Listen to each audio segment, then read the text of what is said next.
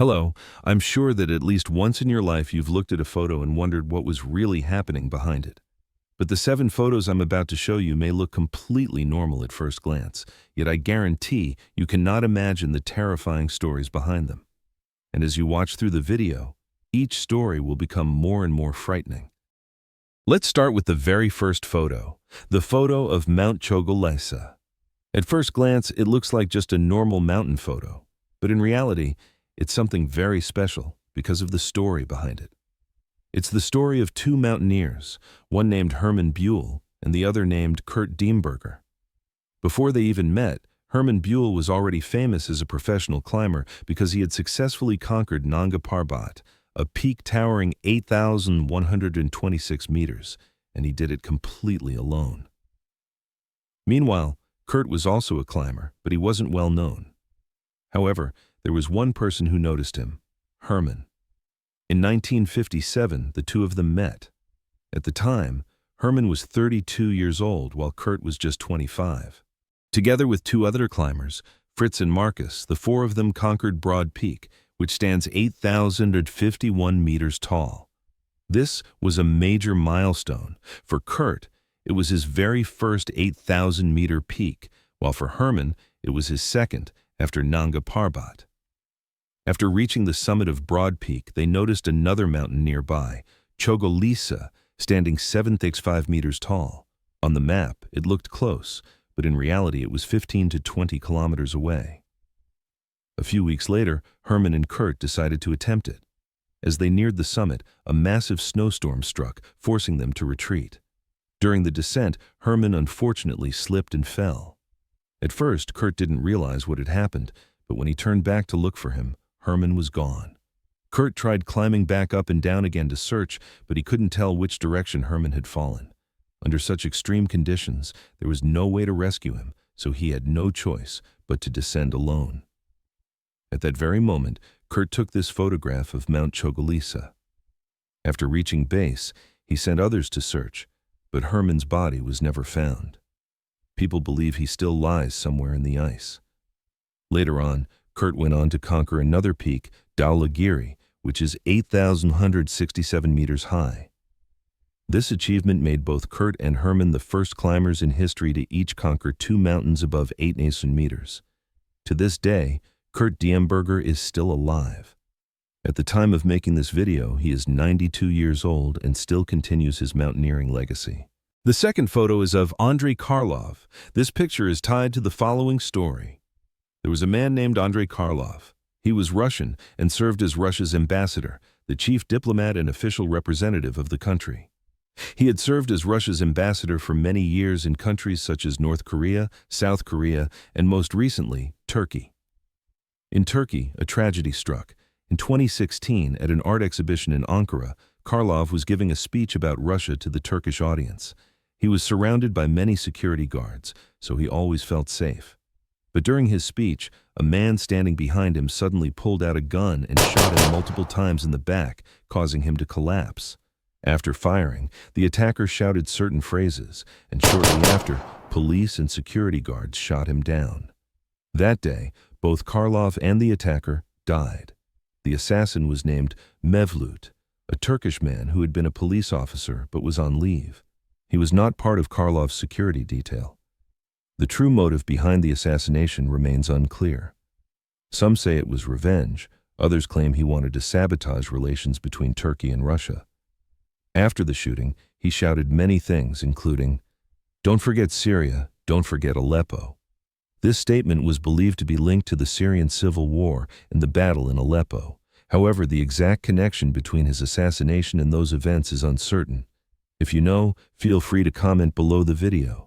This photo was taken just before Karlov's speech. What makes it terrifying is that the assassin was right there in the frame, and no one noticed.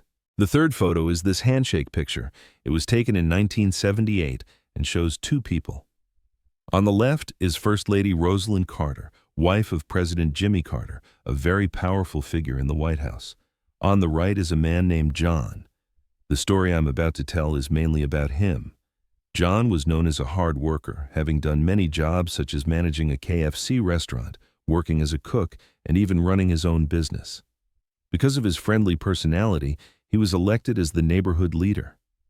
One day, at a large parade called the Polish Constitution Day Parade, John was chosen to lead it. Thanks to that parade, John had the chance to meet the First Lady.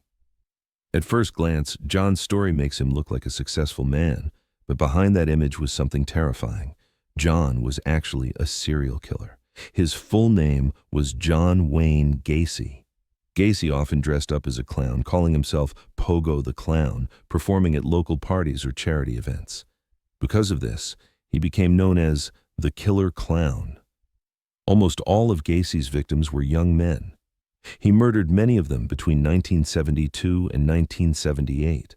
His method was luring victims to his home, often with the promise of a job. Then he would handcuff them and strangle them with a rope or his hands. Most of his victims were buried in his house. When he ran out of space, he dumped the remaining bodies into a river. Eventually, the police uncovered his crimes and convicted him of murdering 33 people, though the real number might be higher. In 1994, Gacy was executed by lethal injection. Overall, John Wayne Gacy is one of the most infamous killers in history. To me, any photo with him in it is truly terrifying. The fourth photo is the photo of a black bear. The story behind this picture took place in a nature reserve called Apsara in 2014. A young man named Darsh Patel, along with 4 of his friends, went to the Apsara Reserve for an outing one day. After walking some distance, they turned around and realized that a bear had been following them the whole time. At that moment, Darsh Patel snapped a photo of the black bear, and you can clearly see it in this picture. After that, the group started to run. As the bear got closer, each of them scattered in different directions. Because of this, the bear could only chase one person, and the one the bear chose that day was Darsh Patel. He couldn't outrun it and was attacked. His friends managed to escape and called the police. The authorities arrived and managed to drive the bear away, but they couldn't save Darsh Patel. He tragically died that day from the bear attack. There's an important survival tip. If you encounter a brown bear, you should play dead to stay safe. But if it's a black bear, you need to make yourself appear bigger to intimidate it. In reality, statistics show that black bear attacks on humans are extremely rare because they are usually not aggressive toward people. But in this case, because the group ran away, it triggered the bear's predatory instinct, putting them in serious danger. The fifth photo is of Eben Byers. Before telling the story, I'm sure the picture itself already startled you, but the story behind it is even more shocking. Eben Byers was a handsome man from a very wealthy family. After graduating, he didn't rush into work but instead pursued his passion for golf. He competed in several golf tournaments and won some prizes. Later, his father entrusted him with running the family company, making him its president. His life seemed smooth and privileged. But in 1927, tragedy struck. While traveling on a sleeper train, he woke up, got down, and accidentally fell from a height, injuring his shoulder and arm. When examined, doctors said the injury wasn't too serious and advised him to try a new medicine called Radithor. It was marketed as a pain reliever and an energy booster. Byers bought it and began drinking it. After a few days, his arm felt numb, but each dose gave him a burst of energy, making him feel stronger than ever. From that day on, he drank Radithor daily for 3 years, consuming about 1,400 doses in total. Eventually, he began suffering headaches, dizziness, jaw pain, and toothaches. One day, his entire lower jaw literally fell off. In reality, Radithor was a radioactive drink containing radium. At the time, people didn't understand how dangerous radiation was, so it was legally produced and sold. This is a photo of Eben Byers after he lost his entire lower jaw. In the end, he died of radiation-induced cancer. His body was buried in a lead-lined coffin to prevent radiation from leaking out. After his death, Radithor was immediately banned from production and sale. The sixth photo is this underwater diving picture. At first it looks normal, but behind it lies a complicated criminal case. It's the story of a young married couple, the husband, David Watson, and the wife, Tina Watson. They both shared a passion for scuba diving. In 2003, they went on their honeymoon to a seaside destination. They took a boat out, put on their diving gear, and jumped into the water to explore the coral reefs. Everything was going smoothly until an accident happened. While diving, David saw his wife showing signs of fainting, unable to breathe and sinking down. He couldn't save her, so he swam up to the surface to call for help. At that time, there were other divers in the same area, and they took this photograph. The diver in the center of the picture is unrelated, but the body lying below is Tina Watson, captured just as she sank to the bottom. After David surfaced to call for help, another professional diver went down to look for Tina. He managed to bring her up to the boat. Several people tried to resuscitate her, but unfortunately Tina passed away that very day.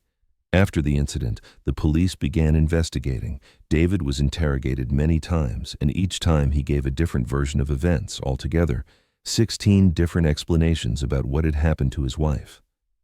The police also discovered that David had taken out a life insurance policy on Tina, meaning that if she died in an accident, he would receive the payout.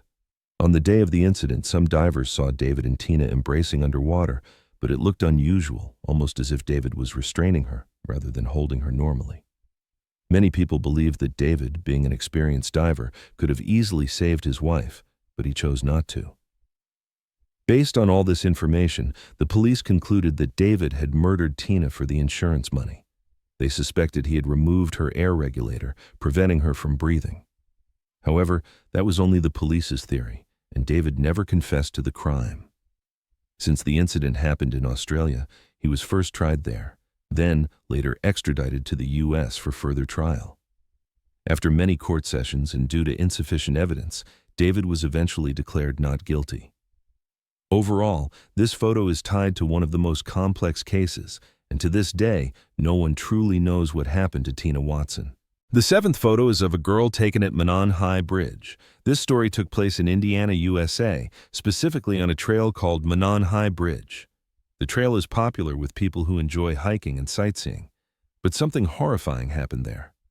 In 2017, two best friends, Abigail Williams, often called Abby, and Liberty German, known as Libby, decided to spend the day there.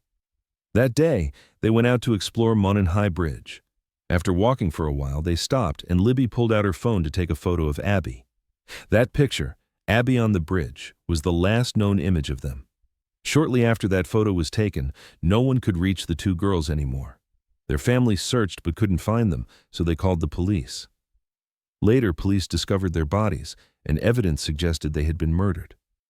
At first, the police had no leads, until another photo surfaced. A witness that day had captured an image of a suspicious man. This became the only crucial clue in the case. The man in that photo was believed to be the killer. There was also a theory that the girls were killed as part of some cult ritual, but this remains only speculation. At the time of making this video, the case is still ongoing. And that concludes the 7 photos with their 7 stories.